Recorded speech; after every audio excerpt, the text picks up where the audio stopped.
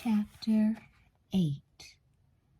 On the way home, Angela found a grocery store that took personal checks, so she didn't have to locate an ATM.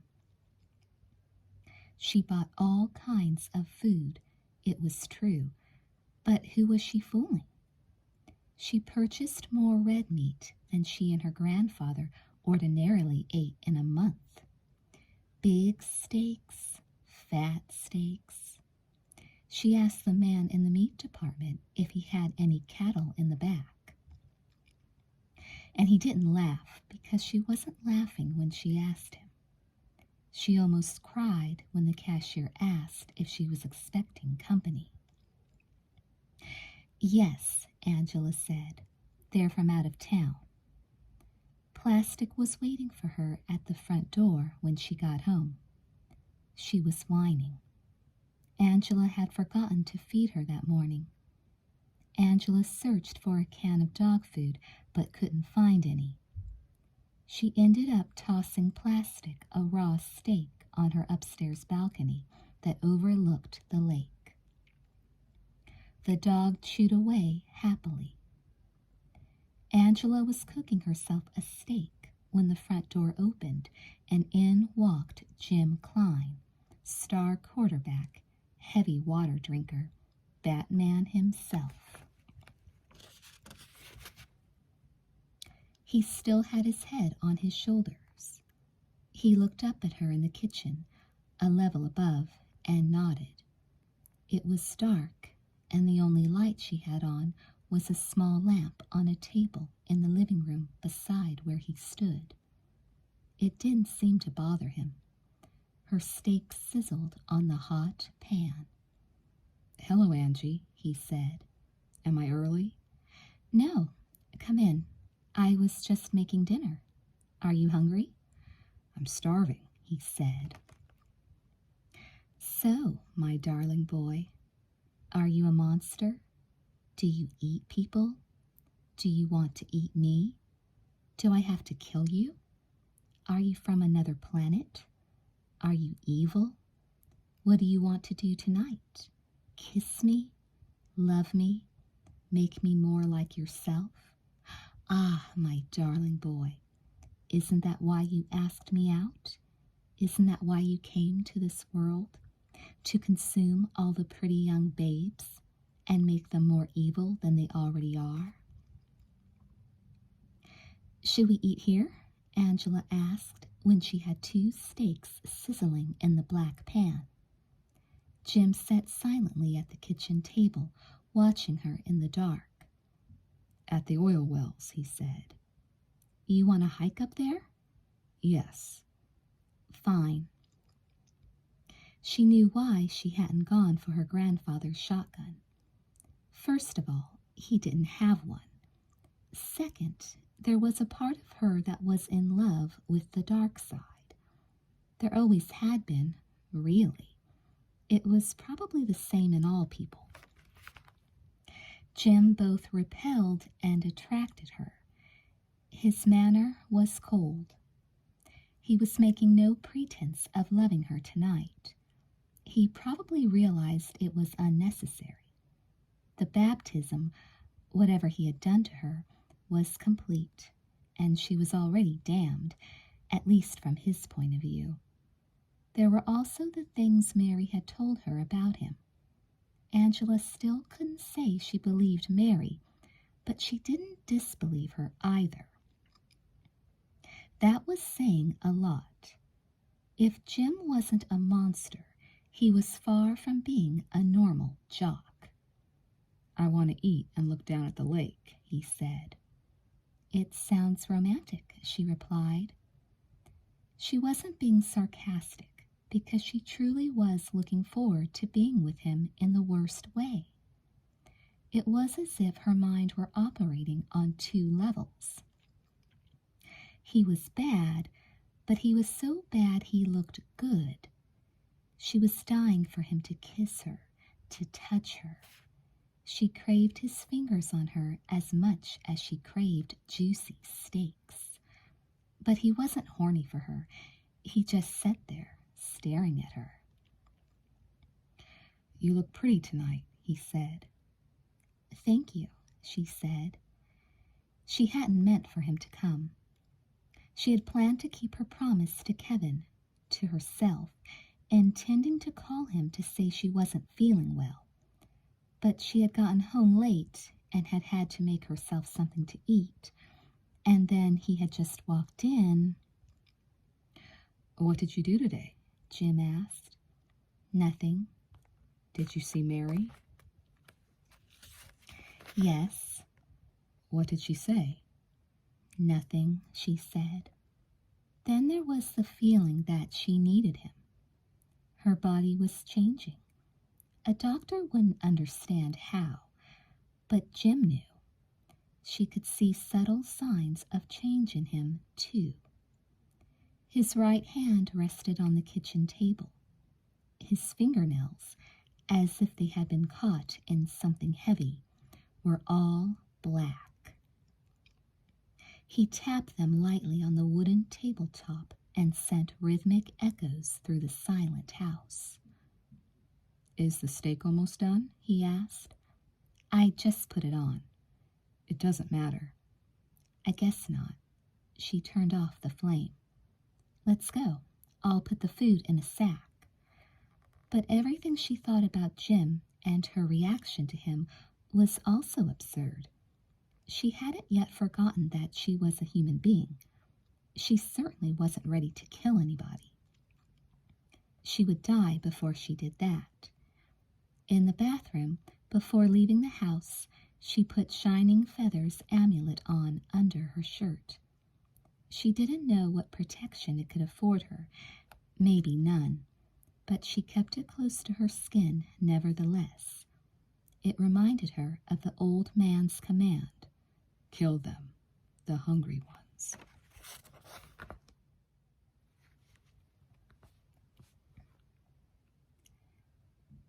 Jim didn't say a word as they hiked up to the oil wells, and she didn't mind. It was all she could do to catch her breath as she tried to keep up with him. He carried the sack of food, though. The smell of it pulled her like a leash on a puppy. She had tossed a loaf of bread and a bottle of wine in with the steaks. The wells were tall, insect-like structures. There were only 6 that she could see, not the 12 he had mentioned. They plowed the earth with tireless indifference, sucking it dry of its natural resources. Yet in the light of the moon, they were sensual. The silver light gleamed on the oily tubing. Up and down, in and out, pumping. Her thoughts reeled in lustful circles. If Jim had tried to undress her at that moment, she would have wished for scissors to help him. They sat at the concrete footing of one of the wells. The valley and lake stretched splendidly out beneath them. They reached for their food. Jim ate and drank some of everything, but Angela just wanted her steak, extra rare, if it could be called that. She ate with her hands, and that made it taste all the better. The lake is round, Jim said when they were done eating. He was right, of course. The water appeared a perfect circle when seen from above. From space, in the moonlight, it probably appeared to be a single pale eye. A cloud could cross the sky and make the eye blink.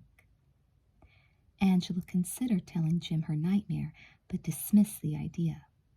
She didn't know what he knew of her suspicions. Better to keep it that way, in case she had to kill him after she loved him. But she was no Mary. She still couldn't imagine killing anybody. I hear it was formed by a meteor, she said. It was, 100,000 years ago. She turned to him. How did you know that? He shrugged. It's known. Can you imagine it? A hunk of rock comes hurtling out of the sky and crashes here. In a fraction of a second, the impact liberates more energy than than 1,000 nuclear warheads. This valley is formed, and for days on end it is a valley of fire, of molten iron rock melting deeper and deeper into the earth, becoming a part of it, cooling finally, and leaving a bowl for the water to gather in. Sethia, she said. His description evoked powerful images. It was almost as if he had been there to witness the coming of the meteor. He frowned. I don't know that name. That's what the Manton called Point Lake. What does it mean? I don't know, she said. How's your arm? He had on a long-sleeved shirt. She couldn't remember if he had cut the right or left arm. She wondered if he could. It's better, he said. Is it bandaged? Yes. Does it hurt? She asked. No. He stood suddenly. Let's go. Where? Swimming. Should you go swimming with your cut? I don't care, he said. She felt fear. The water's cold. He stuck out his arm. You'll be hot by the time you walk back down. She was sweating by the time they reached her house. She didn't know what was going to happen next. The fact was, a potential Katu was asking her to go swimming in a bath of blood. Of course, people swam in the lake all summer, and none of them ate their neighbors. She wondered if it was possible that she would look back on these days when she was 30 years old and wonder if she hadn't been taking drugs. She certainly had thrown logic to the wind. She was close to believing in monsters, and at the same time, she wanted to sleep with one. Jim kissed her the moment they stepped inside her house. He kept on kissing her. It was better than the previous night. He was better. He was a hunk of male meat wrapped around the deepest nerve in her body. It was cool, she thought. He could eat her when he was done, as long as she got to watch. He ran his hands over the front of her blouse, and she moaned with pleasure and pain, never realizing before how close the two could be. She wanted him so bad it hurt. He led her deeper into the house, up to her bedroom, but they didn't stop there. More's the pity, she thought. He opened the door onto the balcony. Plastic looked up from her white steak bone and dashed inside the house. Jim stepped out and surveyed the calm lake. The air was even warmer than it had been the night before, silent as a tomb. Let's swim, he said. Don't you want to exercise another way? How deep is this lake? She asked aloud. Deeper than you imagine. He pulled off his shirt. He was built like Hercules. His right arm was bandaged. He flashed a faint smile, his first smile of the evening, when he saw her eyes dart to the white gauze. Do you still have your cold? He asked. She hesitated. No. He began to take off his pants. Can you swim? I can swim, she said. She thought about the amulet around her neck. She didn't want him to see it. But I have to go to the bathroom first. Go. He was practically naked. She ran inside to the bathroom and pulled off the gold bat with no head. She couldn't imagine what it symbolized. The Katu surely were not bats. They were supposed to be alien monsters. She stuffed it in the medicine cabinet. She heard a loud splash. He had already dived in. This was her chance. She could run out to her car and drive away. She could go over to Kevin's house and huddle in front of his TV and watch a rented horror movie and eat popcorn and have a nice, normal, safe Saturday night. But something kept her where she was, and she had another insight into what it was. She was horny as hell, sure, and who really believed in monsters? But if there was an evil force at work there, then she couldn't simply run away and pretend it didn't exist. What am I supposed to do? You tell me that Jim's walking death on the loose, and I'm just supposed to sit back and see if he kills somebody? You should be happy I went out with him. I'm carrying on your research. She had yelled that at Mary spontaneously, but it must have come from deep inside. She had to get close to Jim to see what he was. It was the only way she'd be able to make up her mind what to do. Angela did not reach for a bathing suit as she walked back to the balcony. It was research, after all. Jim was 100 feet out. He waved as she stepped out into the moonlight. "Come on," he called. "Sethia, bath of blood, Cod 2, cold as the lake." "Coming," Angela whispered. She slipped out of her clothes and let them fall on the boards. The night air touched her where she was seldom seen. She crept to the edge and peered down. The water glittered like a million-faceted diamond. She did not know how deep it was at the edge. She didn't want to break her neck and end up paralyzed like poor Fred Keith.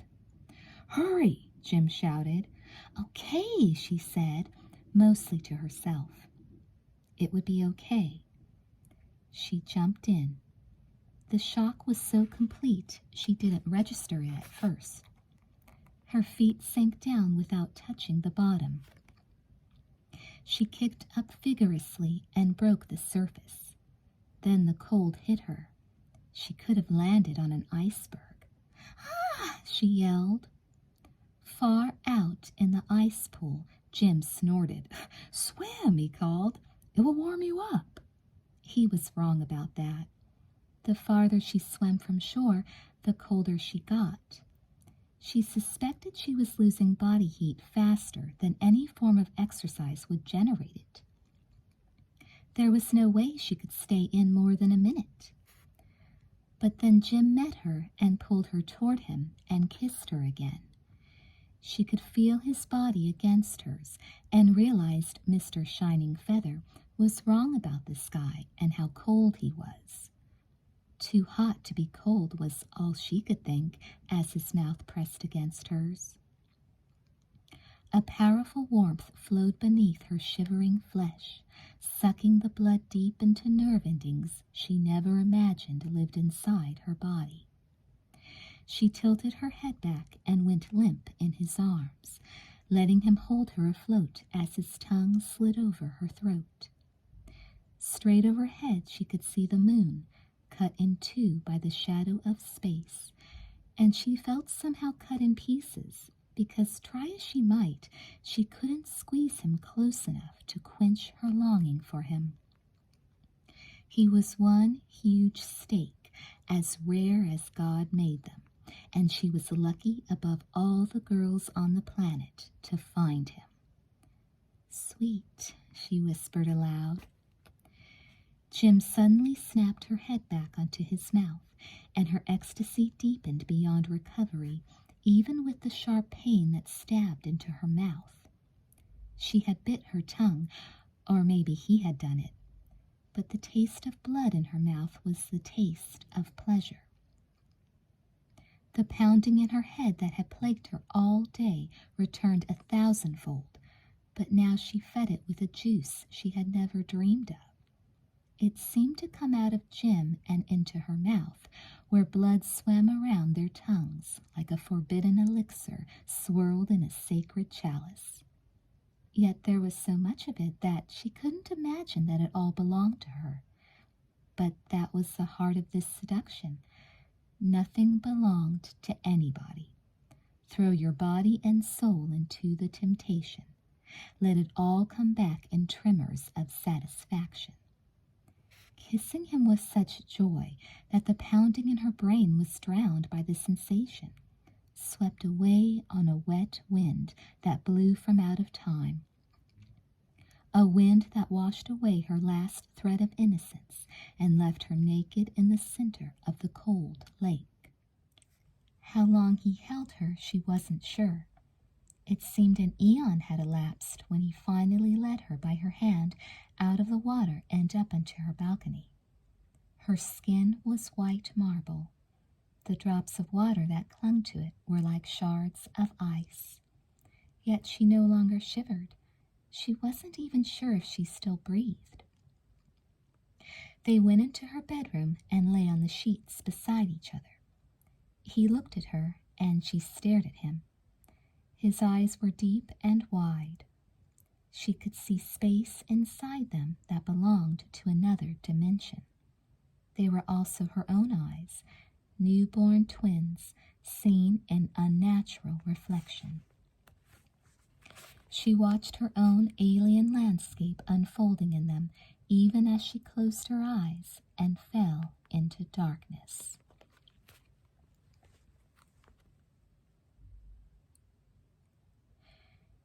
She was in the mind of the immortal world, but she was not on the world. Her body was being sent away to feed. Her body, not her soul. She didn't have or need one of the latter. She had the mind of the world, and the world was always hungry. As she flew through the black abyss, she dreamed of satisfying her cravings on the flesh of those who had been called brother and sister, but who were now enemies, only to be destroyed. After some time, she felt the wind on her face. The sun, a huge ball of fire in the sky, stung her eyes. Everything seemed strange to her, and yet she knew this place. Her body had grown up here. This was the earth, and this had been home before she had been consumed by the world. She felt no nostalgia upon returning, only her need to feed. In the distance, she saw human beings approach. She smiled and waved at them as she stepped away from the vehicle that had brought her to Earth. She spoke to them. They were happy to see her again. They thought she was the one who had left the Earth months earlier to explore the world. They didn't know that the whole time she spoke to them, she thought only of how they would taste. Later, in the dark, she would know. The sun was too bright. It made her feel weak. She was anxious to get inside and sleep and dream. She dreamed many dreams. That was all there was in the mind of the world, nightmare upon nightmare. There was no need to awake, it constantly whispered. But her body eventually awoke and went forward with a vengeance. Time passed, nights of feeding, days of deception, nights of stalking. Then, in the end, days of hiding, of fleeing, because in time all the close friends of the body she inhabited were dead and eaten, or else they were like herself, running from those who had begun to suspect that the far-off world was not a place to build a second home, but a place to die a death that never ended. In the end, hiding became much more difficult, because as time passed, the body changed into a thing that brought terror to those who laid eyes upon it. Yet this new body was superior in many ways. It was stronger, it could fly. She could feed in one spot and be many miles away a short time later. But she had also changed in a manner different from anything that walked the earth. She could no longer disguise herself or her true purpose. Feeding became difficult, then next to impossible. She began to weaken. The sun became intolerable, and she shunned it in the depths of the earth. But that was a mistake, for she boxed herself in. With a group of those she had transformed, she was cornered in a black cave. Humans in red uniforms broke in. Handheld weapons that fired beams of burning ruby light flashed before her eyes. One of her kind was hauled into the circle of weapons and decapitated by a beam that cut down everything in its path. Then another of her kind was killed, and still another, until she was all that remained. The humans gathered around her, and there was triumph in their eyes. But she did not beg for mercy. She was a part of the world. It would live forever. More humans would travel from the third planet to the fifth, and more of her kind would take birth. The seeds of the world would spread. In the end, its hunger would be satisfied, which was her last thought as her head was sliced from her body.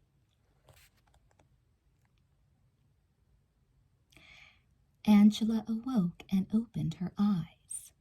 She lay all alone on top of her bed. She was freezing cold and had to pull the blankets over her. As she did so, she saw Jim sitting naked on the balcony, staring out at the dark water of the lake.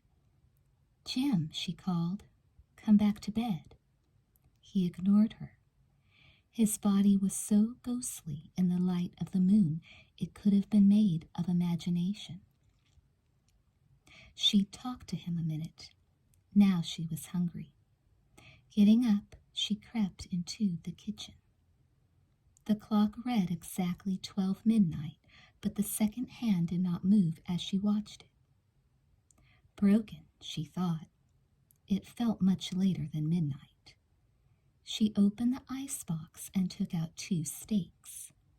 They sizzled in the pan as she turned up the flame of the stove, but she didn't let them cook long. She just wanted to take the chill off, make them taste as if they had been alive not long before. She ate both steaks without asking Jim if he wanted one. He could get his own food, she thought. Later, when she returned to the bedroom, Jim was no longer on the balcony or anywhere else. She stepped out into the night and peered at the water, watching the ripples rock back and forth. They were strong in the immediate area. It was as if someone had just dived in. "Jim," she called. She had heard no splash. "Jim?" And as she waited, nobody surfaced. "Cynthia," she whispered. The word filled her with dread, yet seemed to bring her back to her senses. She turned and walked back into the house. In the bathroom, she took the amulet Shining Feather had given her and placed it around her neck. Almost immediately, she remembered her nightmare and her long, cold swim with Jim. Her tongue ached in her mouth. He had bitten her, or had she bitten both of them? She could not be sure. Once more, as it had the previous night, her stomach lurched and she thought she'd vomit up the meat she had just eaten. But the steak stayed down, and soon she was able to get back into bed and cover herself. She fell asleep, holding on to the decapitated bat. Horrible as the gold carving was, it seemed to keep away the bad dreams.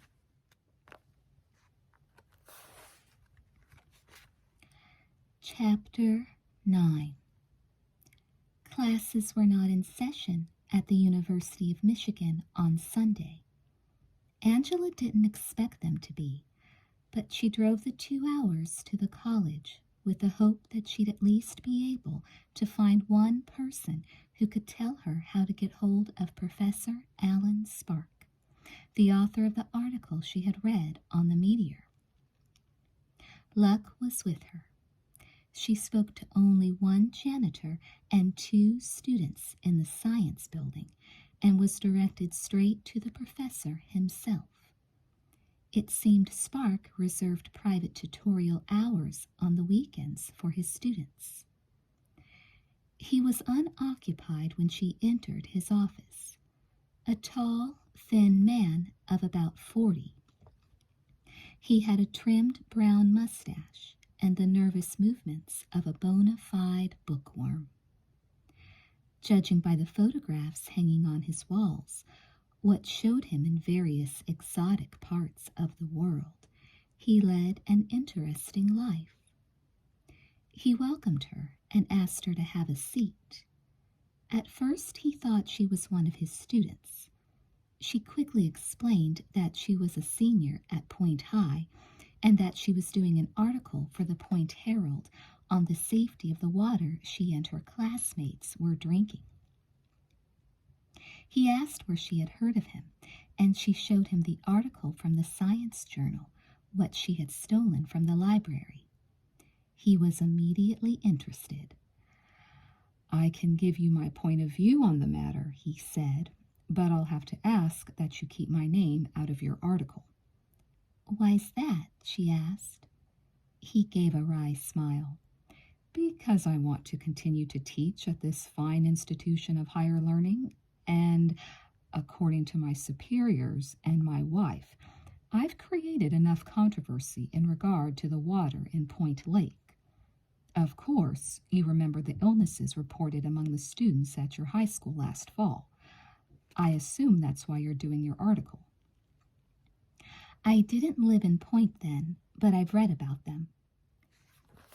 Over 30 students reported various symptoms: nausea, headaches, blurred vision. There were several episodes of fainting. Experts were called in to study the matter, physicians and chemists and the like. I wasn't invited, however, because I was not a favorite of the local school board. "Why didn't they like you?" Angela asked.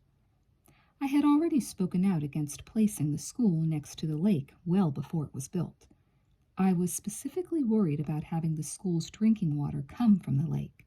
I didn't believe it was healthy to drink. "Why?" she asked. This is where I ran into difficulty with the school board and their assembled experts. I am a geologist. I am not a physician or a biologist or a chemist. My specialty was not viewed as relevant to the matter of the drinking water, although I had done extensive studies on the lake and the local terrain. My specific views, when I finally aired them, were seen as irrelevant. In fact, I could go so far as to say I seriously damaged my reputation as a scientist in general by speaking against the location of the school. "What did you think was wrong with the water?" she asked. He was slow getting to the point, and she was already hungry, although she had eaten in the car before going to look for him. She had eaten pretty much nonstop since she had awakened that morning. It was the only thing that soothed the throbbing inside her head. It was 10 times worse than it had been the day before. What the hell had Jim done to her last night, she wondered, besides bite off a chunk of her tongue. Her mouth continued to ache. "You have read my article on the meteor that formed Point Lake," Spark said. "In it, I talk about the high magnetic content of the iron ore that was thrown off when the meteor struck the Earth. The effect of that magnetism is strong at the location of the school. It is extremely strong on the bedrock of the lake." He paused.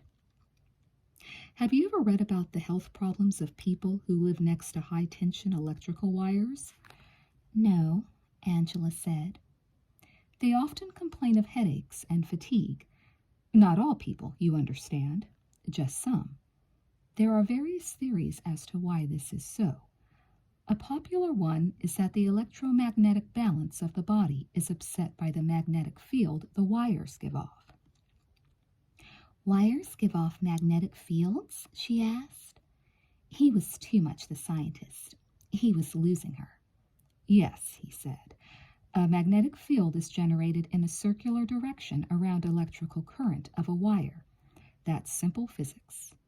Now, at Point Lake, we have a situation where a large body of water is resting on top of highly magnetic iron ore bedrock. When the plans for the school were being drawn up, I raised the point that I thought it might be unhealthy for the students to drink water that had been subjected to a magnetic field on a continuous basis. "Can water become magnetized?" she asked. This is one place where I ran into trouble with the school board and the scientific community as a whole. To answer your question, in the traditional sense, no. You cannot have magnetic water. You need a material such as iron to create a positive and magnetic polarity.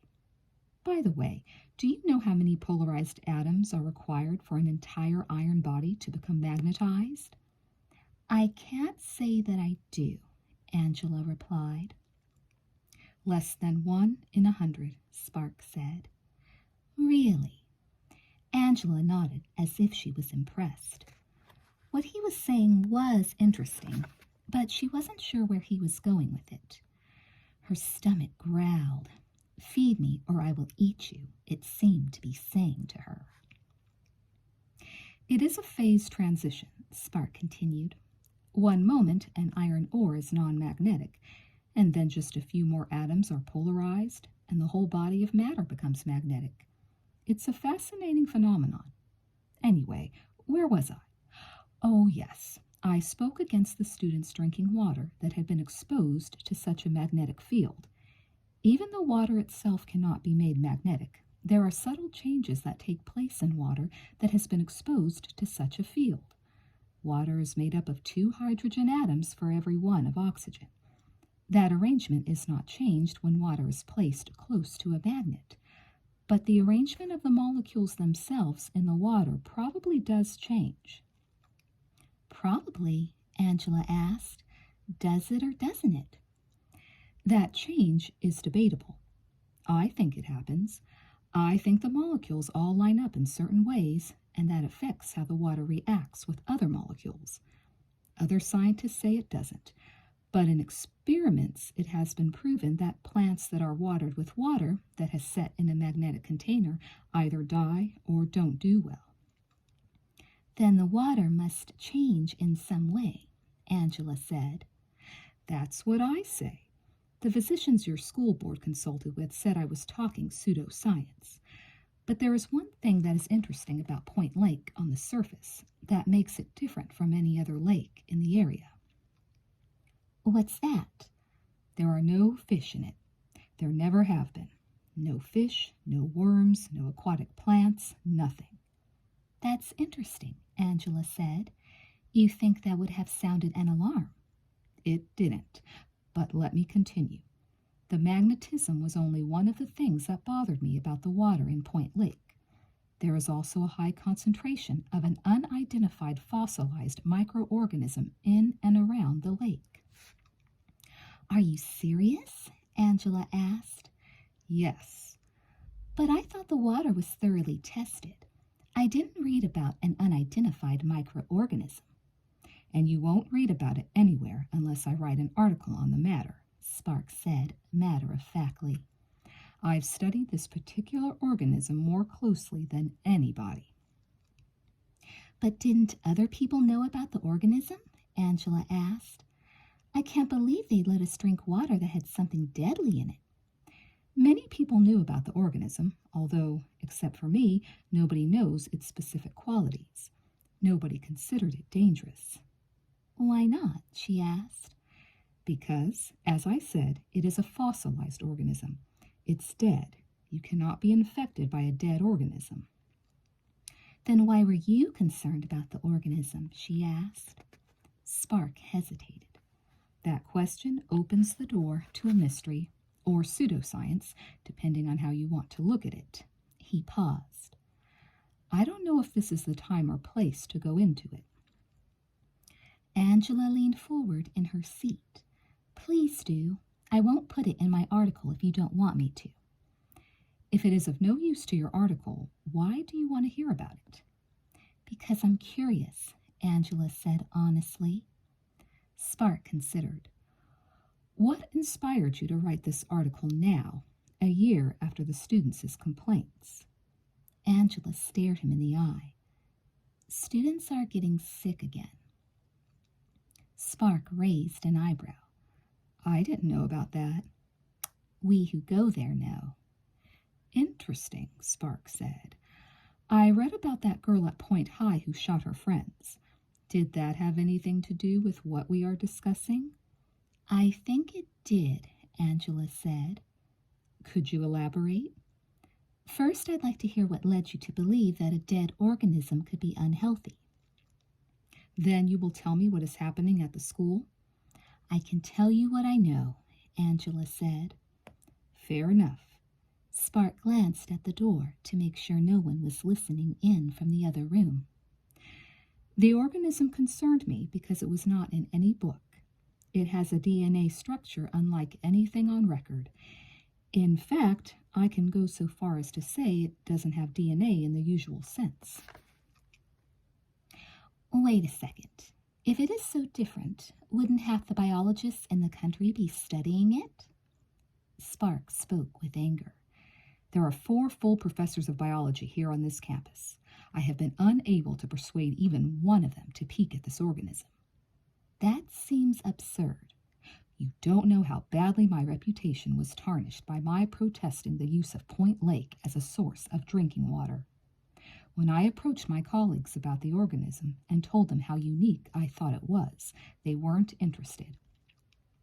They thought I was unstable, at the least.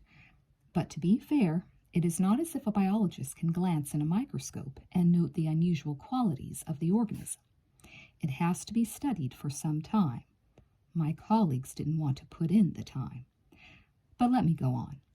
Point Lake is not the only home of this particular organism. But you said it wasn't in any book. It isn't, he said, but I have found it elsewhere. Where? She asked. In Chile, in South America, high in the Andes. Angela took in a deep breath.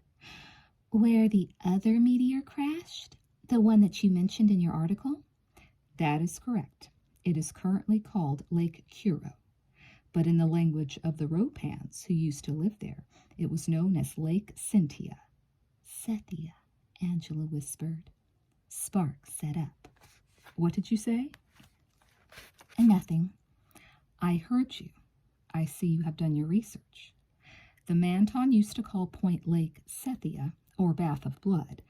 The similarity in the names is disturbing, and I have no way of explaining it.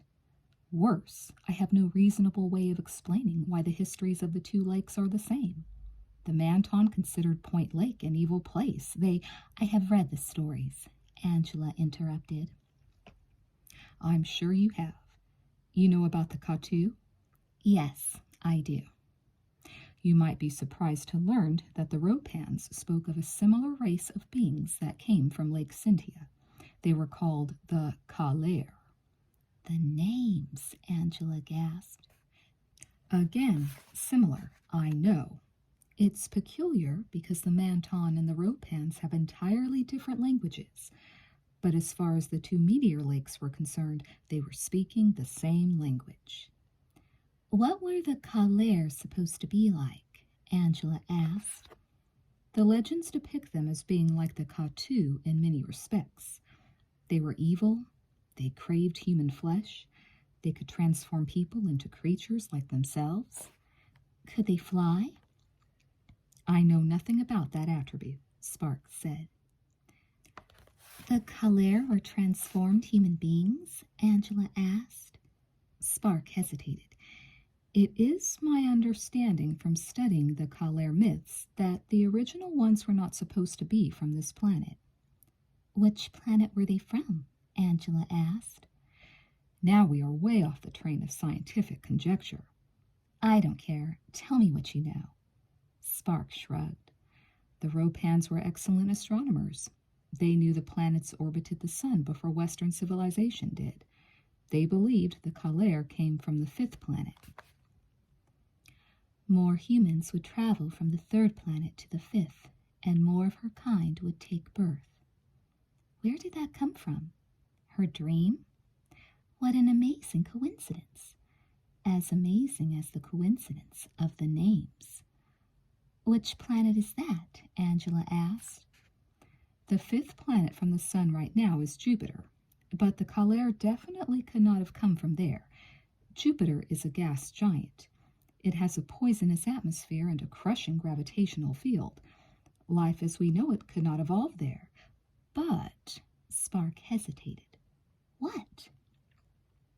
You have to understand that talk like this has little to do with scientific theory. It is more in the region of wild speculation. That doesn't bother me. This whole subject is wild. You have a point there, Spark said.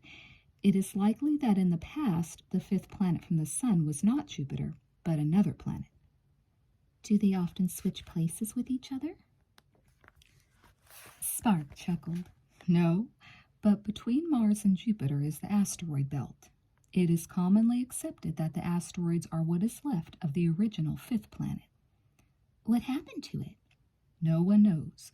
For one reason or another, it blew up. When? Angela asked. Most astronomers would say it was millions, if not billions of years ago. They base that estimate on the time when many meteors hit the Earth. These ancient meteors, both large and small, are believed to have hit the Earth when the original fifth planet broke up. Do you believe that? Angela asked. I believe that when the fifth planet exploded, it threw good-sized rocks our way. Most must have landed in the oceans. We see evidence of a few on land, however. Wait a second, Angela interrupted. You said in your article that Point Lake was formed less than 100,000 years ago. You said that the lake in South America was formed at the same time. At about the same time, yes. Angela saw what he was driving at, even though he was reluctant to say it aloud. So you believe the fifth planet blew up then, not millions of years ago, but only 100,000 years ago. You think these two meteors came from that planet's breaking up. Spark nodded in admiration. You're perceptive. Yes, I think the main meteoric bombardment of our planet was from another source, at a time near the formation of our solar system. But I think Point Lake and Lake Curo were formed by meteors that came from a planet that had life on it. Angela almost jumped out of her chair.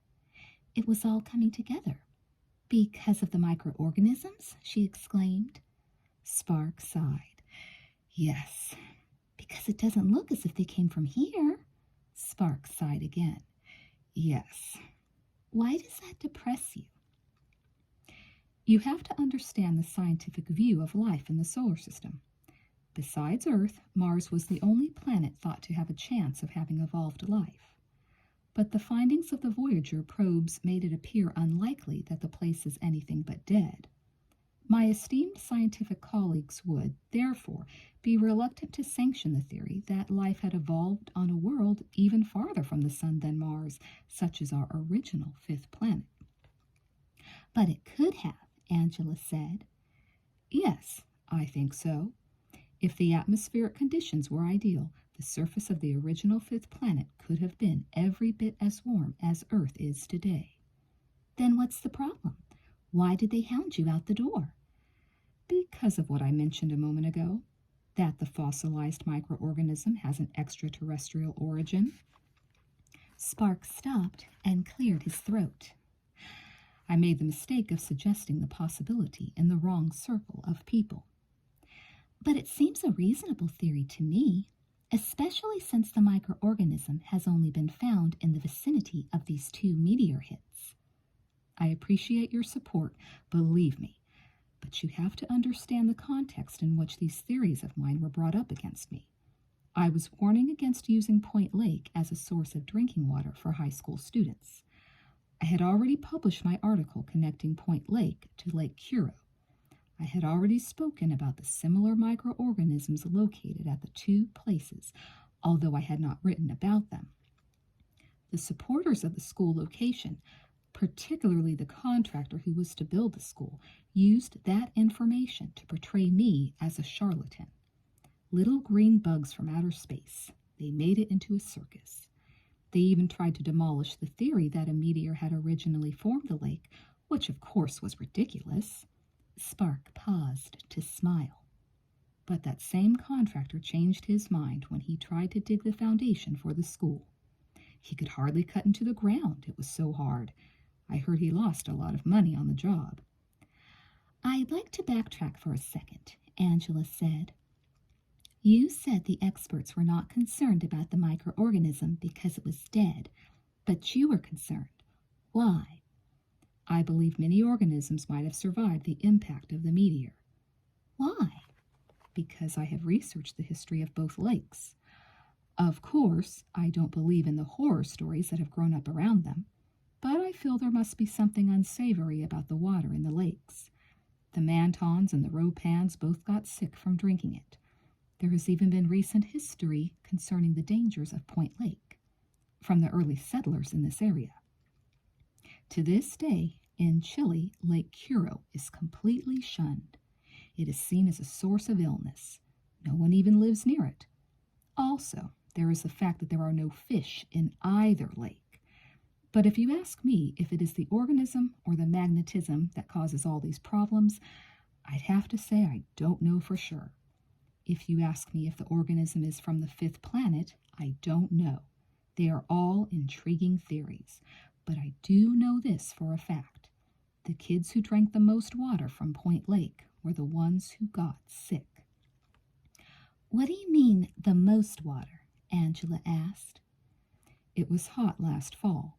The football team and the cheerleading squad practiced in that heat. They drank substantially more of that water than anybody else, and they were the kids who got sick. That's right. Angela had never put that together before, and it had been staring her right in the face. So we have two possible sources of contaminants here, the magnetism and the organism.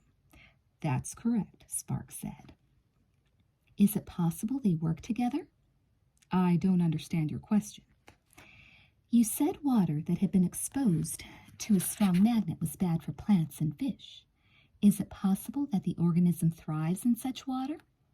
I never thought of that before, but I doubt it. Why? Because living things don't appear to like such water.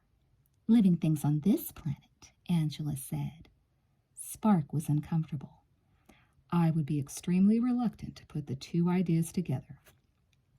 Why? If the organism came here from an exploded planet, then it came here on a piece of home. Maybe the whole surface of the fifth planet was magnetic. Spark was surprised at her wild postulating, although impressed. You talk as if you've been there. He glanced at his watch. I wish we could talk more, but a student of mine will be here in a few minutes. Before you go, I'd like you to briefly describe what is happening at Point High. Angela stood and thought for a minute. She had believed Mary was insane, even when she found the blood caked into the crack in the floor of the warehouse. Even when Jim had mingled his blood with hers and given her an appetite for red meat that couldn't be satisfied. It hadn't escaped her notice that there was more iron in red meat than in practically any other food. What was her body doing? Trying to change her into one huge polarized alien microorganism? It sure felt that way. Angela now believed everything Mary had said was true. We've got a few monsters on the loose, Angela told Professor Spark. Their numbers grow daily. I might be turning into one myself. I sure hope not, but I've got cravings no teenage girl should have. I'm so hungry right now I could eat you alive. I know you'll think that's crazy, but remember how people thought you were crazy to connect the two lakes? Don't toss out those stories about the Katu and the Kaler too quickly. There's a lot of truth in them. Spark was stunned. Are you saying you're sick too? Angela threw her head back and laughed. I had a dream last night that I was an astronaut who came back to Earth after a visit to the fifth planet and ate my best friends. Then I changed into a huge bat-like monster and was eventually hunted down by men with laser guns. Sounds pretty corny, huh? Except my new boyfriend's a member of Point High's football team. He's the quarterback. He drank a lot of that bad water. I think he might be quarterbacking the whole show. His name's Jim Klein, and he's the guy Mary Blanc was trying to kill when the police stopped her. I helped them, for God's sake. I saved Jim's life. But you know what? She leaned closer. I wish now I had let her kill the bastard. Angela, Spark began. Thank you for your time, Professor, Angela said, turning away. I've got to go. I've got to eat. She ran from the room, and it was well for him that he didn't try to stop her. All of a sudden, he had begun to smell too good to resist. Chapter 10. Angela heard on the radio, of all places, that Mary Blanc had been released on $500,000 bail. On a Sunday, for God's sake, Angela thought. Wen had been right about how good her lawyer was.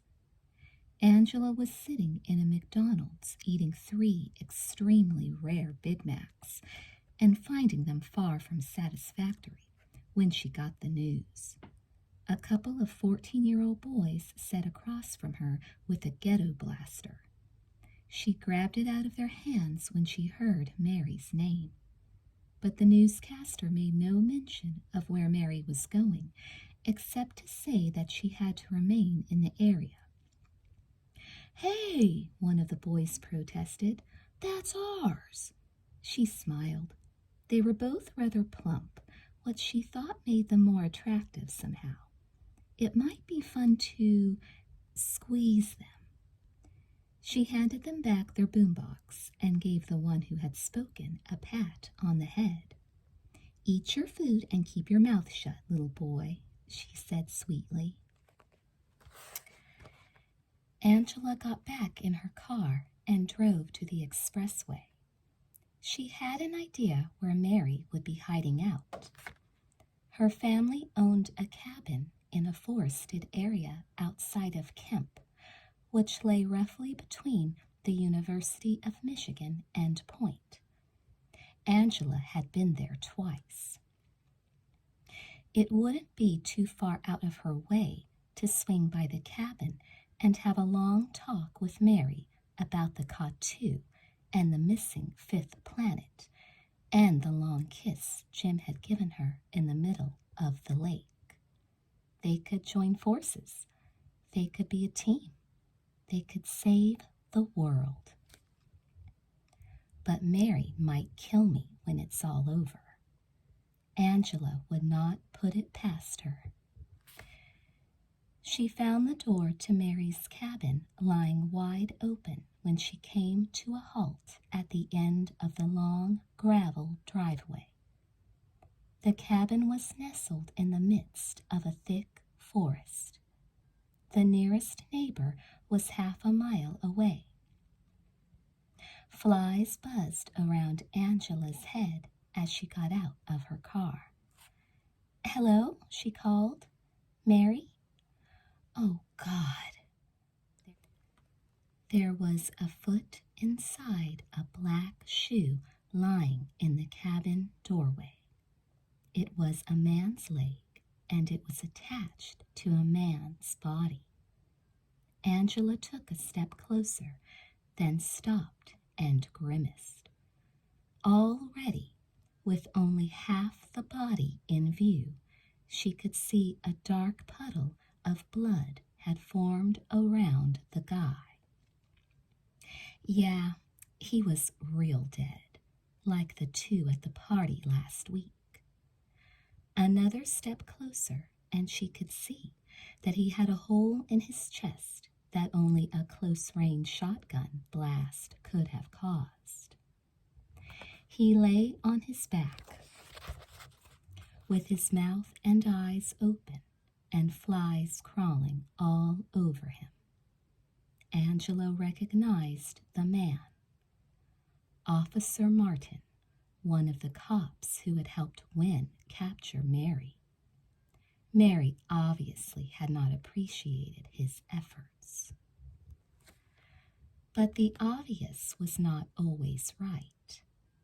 She had assumed Mary had done the guy so she could escape and go after the monsters.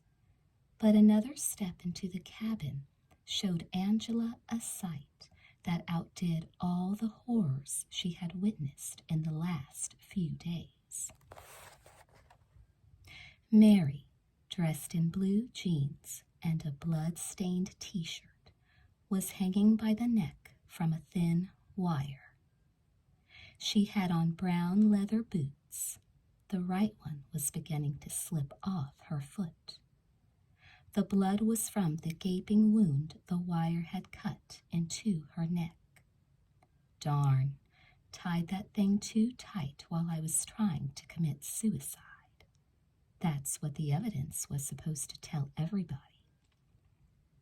Killed the cop, then felt guilty and decided to buy the big one by going for a swing after jumping off the nearby couch. Why, the shotgun was lying right there on the floor beneath Mary. Angela bet it even had Mary's fingerprints on the trigger. Angela moaned. "No, Mary." She closed her eyes and cried. "No." Angela didn't believe the evidence. In the last few days, she had learned a thing or two about those who had drunk too deeply from the lake. They had unique appetites. Angela reopened her eyes. The puddle around the cop was not big, considering the extent of his wound. The stain on Mary's shirt was not that wide, given the incision in her neck. The Katu couldn't resist having a little snack, drinking a little blood in the midst of business. Angela wished she hadn't thought about food right then. The next tragedy started with good intentions. She decided she couldn't just leave her friend hanging there. She fetched a chair from the kitchen and placed it below Mary's feet. She didn't believe she'd have the strength to lift enough of Mary's weight off the wire in order to pull the noose off of her friend's head. But either Mary had lost more weight in prison than either of them had realized, or else Angela Warner was now one strong babe. Angela had the wire off in seconds. She cradled Mary in her arms as they slumped to the carpeted floor. Beautiful Mary. Angela had always been so jealous of her shiny brown hair, her huge green eyes. At least Mary had had a chance to close them before the end had come. Angela buried her face in Mary's face and washed her friend's blood with her tears.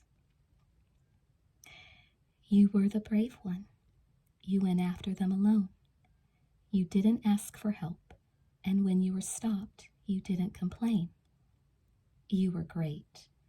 I will always remember you as great, even if the world will always despise you. I'm not you. I can't be you, but I swear I will not rest until what you began is finished, until every one of those blood-sucking bastards is lying in the dirt with a hole in his heart." "Mary," Angela cried, uncontrollable sobs shaking her body. But these tremors had another cause besides grief. Angela couldn't stop shaking because she was hungry. She was holding her dead friend, her dead best friend, and she couldn't stop thinking about how good it would be to lean over and open her mouth and... "I won't do it," she screamed. Still, she couldn't let go of Mary. She couldn't get up and run from the cabin and save what was left of her sanity. She closed her eyes and felt the edge of the incision in Mary's neck with her fingertips. Then she took the bloody fingers and pressed them to her own lips. And the thrill that went through her body was sexual in intensity. An incomparably ancient longing quenched for an instant in time. She sighed with pleasure and touched Mary's wound again, lightly and with respect, and lifted the fingers once more to her lips. The elixir Jim had let her taste. She sucked on her fingers hungrily, harder and harder, wanting to get the last drop. So hard she began to eat her own hand. Angela, a voice said. She opened her eyes with a start. Lieutenant Wynne stepped into the room. Funny, she hadn't heard him drive up. Quickly she wiped the blood off her mouth. Don't mind me. I was just drinking my friend's blood. Hello, she said. Wynne surveyed the scene and was forced to close his eyes. When he reopened them, he was the color of chalk. He stepped to her side and peered down at her. What happened here? He asked. Jim Klein was here, she said. You saw him? No. How do you know then? It's a long story. She eased Mary off her lap and onto the floor. She would have liked to kiss her friend goodbye, but not with company in the room. Wynne helped her to her feet. Have you been following me? Angela asked. Yes. Did you know? No. Tell me what happened, Wynne repeated. Angela stared him in the eye, and suddenly she felt a power go up her spine and into her head and out from her as if she were a magnetic field with claws. The strange thing was that it didn't surprise her when it happened. It was as if it were a psychic muscle that had always been there, even before the madness had started, and she had simply never used it before. The power gave her new sensitivity. She felt as if she held Wynne's mind in her palm. She couldn't read his thoughts, but she could touch them as if they were made of matter. She suspected she could make him believe what she wanted him to believe just by holding his eye and talking in a certain way. I can't, she said simply. Wynne blinked. What's happened to you, Angela? She swiped at her mouth again. She had missed a bit of the blood. I've become a naughty little girl. I think I lost my virginity last night. I lost something, that's for sure. Her eyes bored into him. Inside his brain, she could actually feel his confusion, his horror of her, and he took an involuntary step back. Let me go, Wynne, she said softly. Quit following me. Let me do what I have to do. By the time you know enough to believe what is happening, you'll be dead. He was sweating heavily. He gasped. I don't know what you're talking about. Staring down at Mary one last time, she said, For your sake, I hope you never do. Angela left the cabin. Wynne didn't try to stop her.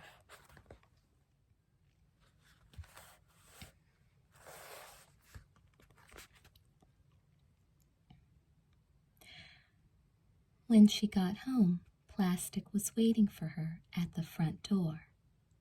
She ran inside without pausing to shut the door behind her and went into the bathroom, where she saw in the mirror someone she hardly recognized. Wild blue eyes, the color of Earth's sky. But what color would the sky be that she would look out from tomorrow? She still had Mary's blood all over her, on her nose, in her hair. Christ, she swore. She turned on the water, scalding hot, and splashed it on her face again and again, all the while crying pitifully. Her fingers were bleeding from where she had bitten them. Nevertheless, she pounded the countertop with her fists and heard it crack. She didn't want to be like them. She would kill them. She would kill herself first. "Oh, go away," Angela moaned. Plastic had come into the bathroom and was trying to lick her hand. She had never seen the dog so friendly. Plastic must have known she was upset. Angela knelt to pet the dog on the head and scratch the fur on her back. Plastic just loved to be scratched. But the heat of the dog's tongue, the faint scent wafting off it, why, it smelled of beef blood. Plastic must have been chewing on her bone just before Angela drove up. Oh, why? Angela asked herself as her brain once more began to do the unthinkable voodoo dance of death. Couldn't the dog have been eating dry dog food? Just the smell of the blood. Angela didn't want to. "I'm sorry," Angela cried. She grabbed the dog hard. It began to fidget, then to whimper. Angela reached around and dug her nails into the dog's neck. Plastic started to cry, heart-piercing wails that Angela tried to quiet by reaching deep inside the dog's mouth. She was going to snap Plastic's face into 2 pieces. "Angie," a voice said. Angela let go of the dog, and Plastic dashed away as if she had a devil on her tail. Angela was breathing heavily. She looked up, although it was not necessary. She had recognized the voice. "Hello, Jim," she said. He knelt in front of her, looking so good. A healthy young man with his whole life in front of him. Maybe he'd live to be 100,000 years old. She didn't know.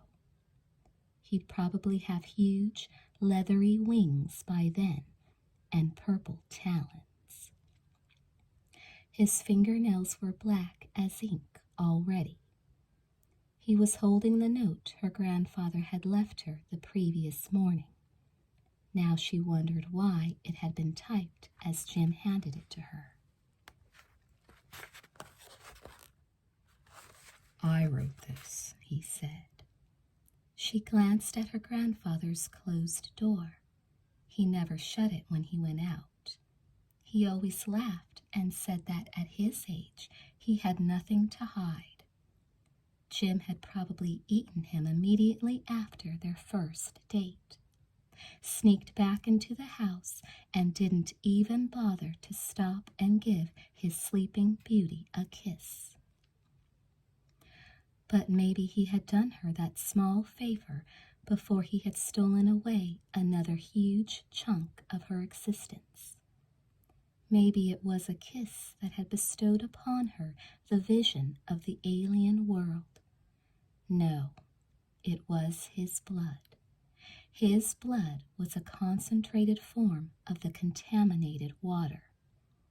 "I understand," she whispered. Her lower lip trembled, and she bit it and sucked on the blood. Jim put his hand on her shoulder. There was no warmth. A huge crab claw would have been more comforting. Mary's dead, he said. Yes, You're one of us now, he said. I understand. There are lots of us. She looked up. I'd like to meet them. Whenever you want. Tonight would be good. She forced a smile. I'd like to have a party here for all of us. Chapter 11. Angela sat alone in the house on her grandfather's bed. It was 3 in the afternoon. Jim had left a few minutes before. The party was set for 8. She couldn't have it any earlier because she had things to do to prepare for her visitors, and she was going to do them. Jim hadn't cleaned up after killing her grandfather. What remained of her father's dad was not pleasant to view. It was amazing that she hadn't noticed the smell. But then Jim had stuffed sheets under the door to prevent the stench from circulating to the rest of the house. She shuddered to think what would have happened if Kevin had peeked into her grandfather's room while he had been in the house the previous morning. Sweet Kevin. She wondered if she would ever see him again. A tear ran down her cheek, followed by a sniffle and another tear. She hadn't known her grandfather well, but what she had known she had loved. He had been the only one who'd wanted to take her in when things were tough at home. He'd been happy to have her stay with him. She remembered the day he picked her up at the airport with his latest girlfriend on his arm. She had thought the woman was a second cousin to her or something. She had loved his love, so full of life, so free, so non-judgmental. But what did they know about love? It didn't satisfy their hunger. Therefore, it was useless to them. Their existence seemed incredibly one-dimensional to her. Since that was the case, she doubted they were very smart.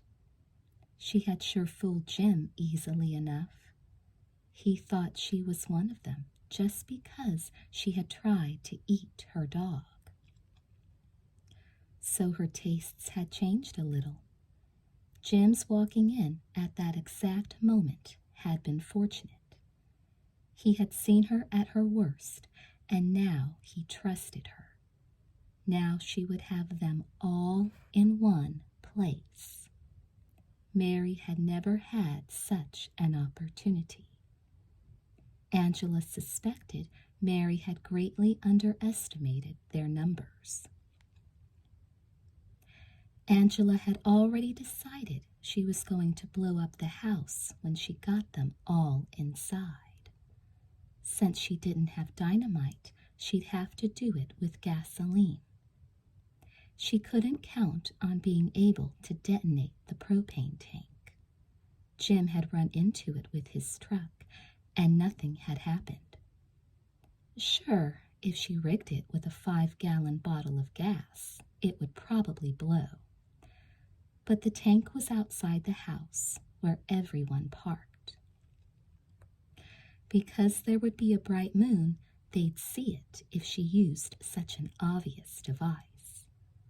The only place to plant a bomb was in the basement. It was normally closed off from the rest of the house. No one would go down there during the party. She didn't know the exact firepower she'd get per gallon of gasoline, but she figured that if she could obtain 12 5-gallon water bottles and fill them to the brim with gas, she'd be able to kill everybody in the house. If the propane tank blew at the same time, so much the better. but she didn't want to die with the others. Jim had already contaminated her with his blood. It must have been his blood that was changing her, because she'd never gone through the heavy water drinking stage that the others had. Still, she would probably end up like the rest of them. But she had to give herself a chance. Maybe she could learn to resist the urge to kill, even if her body insisted that she feed. She couldn't just light the bomb and have it go off in her face. She needed a fuse, a 2-minute delay at least. Unfortunately, she didn't have a box of unused fireworks lying around. She'd have to make her own. But with what? She couldn't take a long piece of rope and soak it in gasoline. The flame would jump too quickly along the rope and kill her before she could get back up the steps. Plus, the gasoline would smell. She guessed that improved physical strength wouldn't be the only benefit of the human-to-monster transformation. Their senses, including smell, would probably be heightened far beyond the normal human range. She'd have to be careful to wipe all gasoline off the bottles before she sealed them and brought them into the house. Gunpowder was what she'd need to make a fuse. It, too, would give off a powerful odor, but only once it started burning. Bullet shells had gunpowder in them. Shotgun shells had more. If she could get enough of the latter and get the shot out of them, she could lay down a long enough line on the basement floor to give her time to get out of the house. She could place a piece of rope leading right up to the center bottle of gasoline, which would have a power cap on top of it with more gunpowder. The stuff would burn through the cap in a second. Then, bang! No more Mr. and Mrs. Monster. Angela flashed a faint smile at the bloody mess in the bedroom. It was good to have a plan. It would be even better to watch them die. Angela collected her purse and left the house. She didn't have to clean up her grandfather's bedroom. At this party, the mess might even be a drawing card. She worried briefly what she should serve them, then laughed at the absurdity of the idea. What should she plan to serve a bunch of cannibals who were only interested in one thing? Well, she wasn't inviting any of her other friends over to meet these new kids in town. Before she was able to do anything, she had to stop to eat. She bought 4 pounds of steak and ate half of it in the car in the market parking lot. The pounding in her head diminished. It didn't go away, though. That worried her. Even if she survived the blast, how could she live like this? I'll have to face that when the time comes, she whispered to herself as she wiped her hands off on the bag that held the other 2 steaks. She had also bought a bottle of Tylenol. She popped 4 pills before starting the car and swallowed them dry. She doubted they'd help. They didn't. It was ironic where she was heading to steal the empty 5-gallon water bottles. Point high. The faculty apparently drank bottled water. Maybe that's why they eat so little red meat, she thought. Anyway, she'd seen the bottles in the back near the guys' showers. There was a whole pile of them, if she remembered correctly. The water guy must have a huge route and only stopped by occasionally, she thought. 15 minutes later, Angela discovered that her whole pile equaled only 8 empty bottles. That was 40 gallons of gasoline. A lot, but would it be enough? Who the hell knew? She was stuck on the idea of having at least 60 gallons. It was already close to 4. No time to fool around.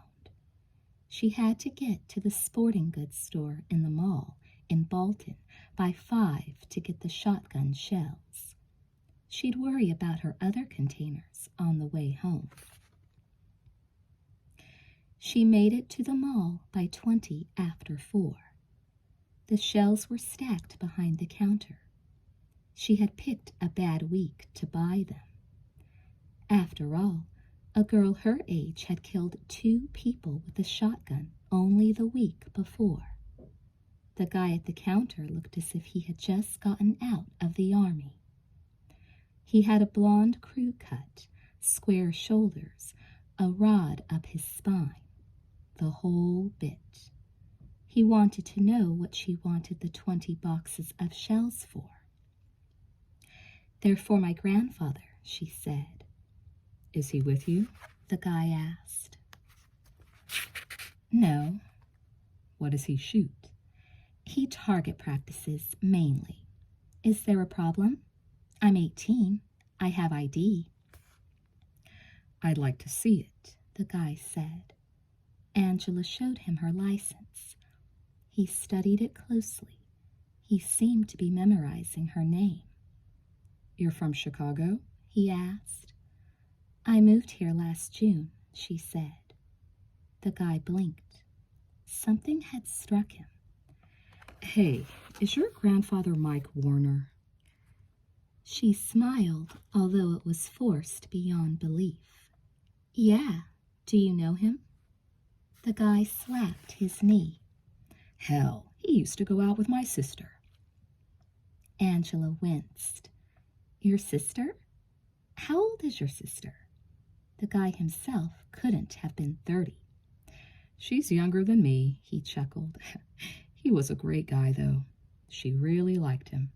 How's he doing?" She swallowed. "Oh, he's still up to his old tricks." "He bought himself a shotgun? I don't think he had one when he was dating Dorothy." "He hasn't had it long." The guy began to stack up the boxes of shells on the counter. He wasn't worried about her anymore. 20 boxes. "Tell him hello for me. The name's Sam. Tell him Dorothy still says he was the best." Angela had to lower her head. "I will."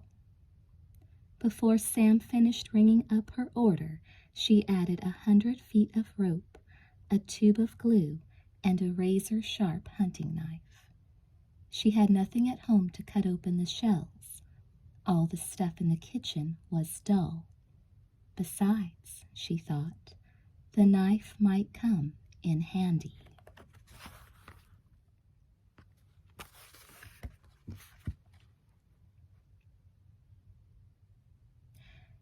She drove around Bolton for half an hour, but couldn't find any more 5-gallon water bottles. At a supermarket, she bought 8 2.5-gallon containers. They were much more common, and also picked up a plastic funnel. She had decided how she would get enough gasoline. There were 3 stations in Point. She had a 15-gallon tank in her Camry. She could fill up the tank, drive the car home, and angle it up on some rocks to drain the gasoline directly into the bottles with the help of the funnel, leaving herself just enough fuel to get back to a station. 60 gallons, 4 tankfuls, then she'd be set. The thought of revenge drove her on, but she felt terrible anxiety about the evening. The stakes were high. How high she didn't like to guess. The death of the community? The end of the human race? Jesus, there were a dozen things that could go wrong. As she drove back toward Point, she resolved that if she had to, if it looked as if even one of them would escape, she would forget the fuse, put her lighter directly to the gasoline, and be the first to go. Kevin would just have to forgive her. She knew how much he'd miss her. She thought about him a lot as she worked, and about Mary, too. Great people. She'd been lucky to meet them. She wished she could go to Kevin for help now. But she vowed to herself that he wouldn't be brought into it. He'd never believe her and would just end up being killed. Angela filled up at the station closest to her house. At her grandfather's place, she easily steered the left side of her car up onto the rocks. The stones worked as well as jacks and left the bottom of the gas tank exposed. She was able to slide one of her empty 5-gallon bottles directly under the bottom cap on the tank. Then she ran into a problem. Or rather, she realized she was going to have a problem before it materialized. Once she took off the cap, how was she supposed to stop the flow of gasoline while she positioned the next bottle? She debated the issue for several minutes without coming up with a brilliant solution. She was still extremely worried about spilling gasoline close to the house. What she eventually did was slowly unscrew the cap. Near the end of the cap strip, the gas began to trickle out. She undid it just a tiny bit more. Better to be patient at this stage, she cautioned herself. The gasoline dribbled into her funnel and began to fill the bottle. It took her 5 minutes to empty 5 gallons. She retightened the cap while she reached for the next bottle, spilling only a few drops. They'd have to have noses like wolves to get a whiff of the stuff, she thought. It was funny, but it was only then that she paused to ask herself what they would be called if they were to be named by someone in the 20th century. They craved human flesh, but preferred to eat people alive. That made them ghouls or zombies. In a sense, they were from outer space. That made them aliens. But they liked human blood. She liked human blood, for God's sake. And if the myths and her nightmares were true, they mutated into bat-like beings. Yeah, she said to herself as she resumed her task. They're vampires. It's too bad they were here before there were crucifixes or garlic. Or I could forget all about this bomb business and just get myself to the religious store and the supermarket. Angela filled close to 3 bottles. She left herself just enough gas to get around to the other side of the lake and went searching for the next station. She kept an eye on her rearview mirror the whole time, on the lookout for Wynne. She doubted he was still tailing her. What he had seen at Mary's cabin had scared him. It would have scared any normal person into a mental hospital. And that thing she had done to him just before she left felt as if she had locked his brain neurons in a pattern she chose. It came to her then that Jim had been using the same power on her from the start of his seduction. She liked to think she hadn't come that close to screwing him on the first date without some kind of supernatural influence. The goddamn bloodsucker. How come they didn't sell birth control to protect girls like her from guys like him? Gee, They might sell them soon. They might be the next big market in birth control. Keep those microorganisms from growing in you, girls. Save money on your groceries at the same time. Practice safe necking. Wear count condoms, the only ones he can't bite through. I am sick, she muttered. It was also sick how he still had a sexual hold on her after all he had done to ruin her life and the lives of those she loved. Even while she was in the middle of plotting his destruction, her thoughts turned to his kisses, his touch, his body.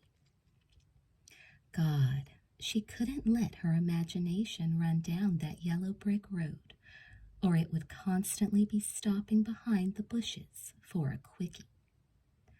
What was craziest of all was that she didn't know if she was still a virgin.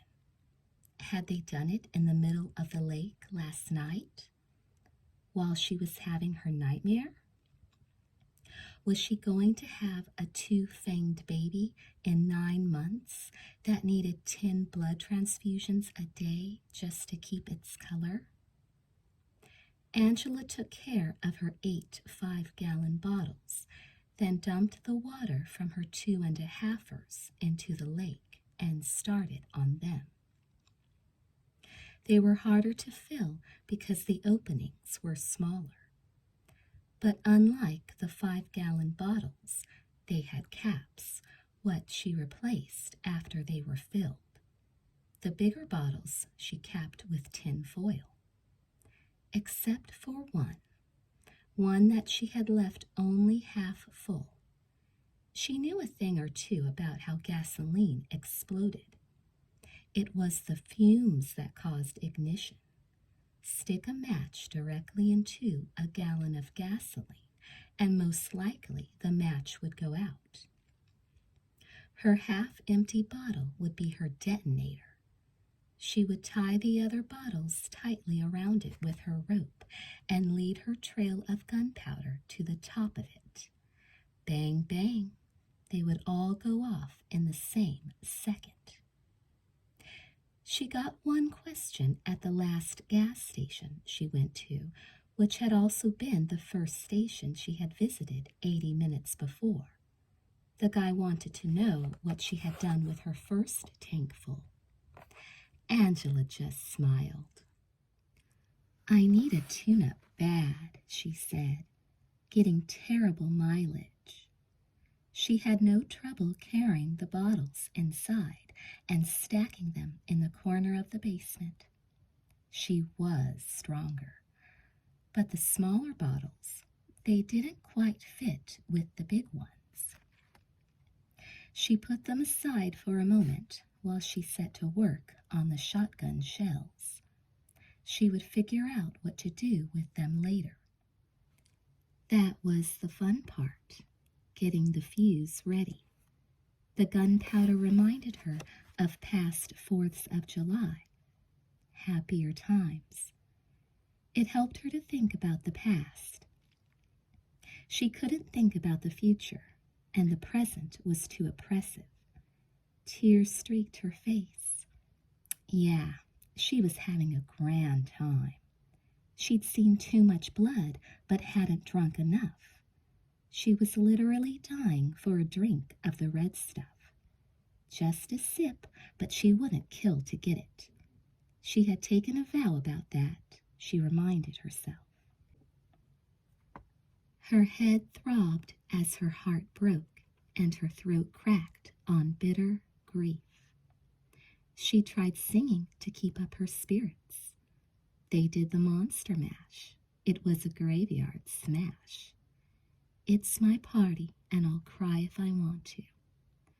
But it was all a bad joke, and she wasn't laughing. The hell with them. I'm not serving appetizers. I'll bury what's left of grandfather in the trees. I'll wash his sheets. They'll enter a clean house. They won't leave it, though. They won't leave. she muttered as she finished with the fuse and once more picked up one of the smaller bottles, wondering where to put it.